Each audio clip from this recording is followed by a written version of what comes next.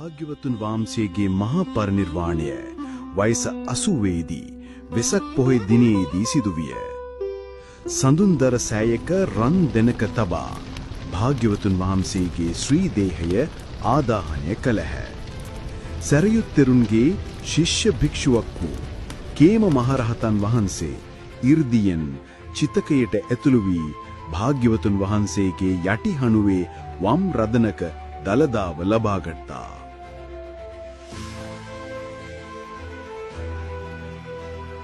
කේම මහරහතන් වහන්සේ දලදා වහන්සේ රැගෙන විත් කාලිංගයේ බ්‍රහ්මදත්ත රජුට ලබා දුන්නා.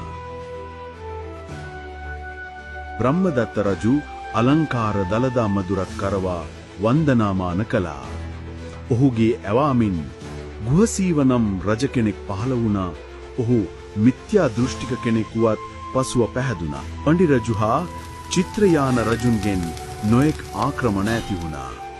ඒ සියල්ල ජයගෙන නැවතත් දලදා වහන්සේ භාරකාරීත්වයේ ගුහසීහ රජුටම ලැබුණා.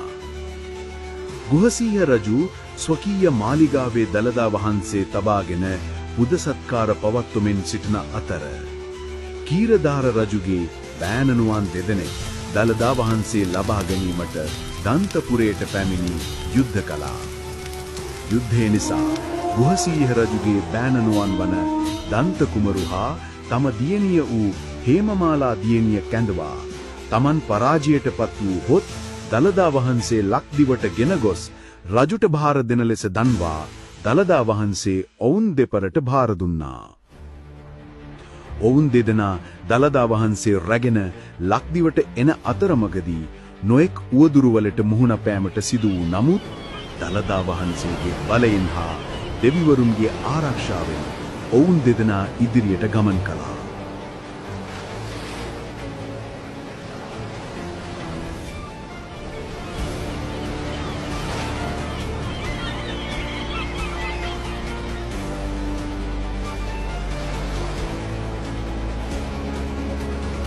හේමමාලා හා දන්ත කුමරු දෙදෙනා වාම ශ්‍රී දලදා වහන්සේ වැඩමවාගෙන ලංකා පටුනට වෙරළට ගොඩ වැස්සා.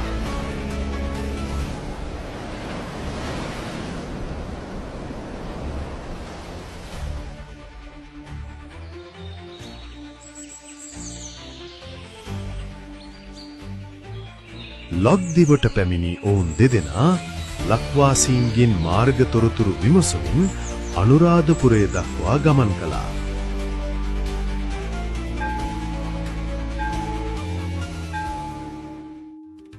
හේමමාලා හා දන්ත කුමරු අනුරාධපුරයේ රජ කළ කිත්සිරිමේවන් රජතුමාට දලදා වහන්සේ භාර දීම සිදු කළා.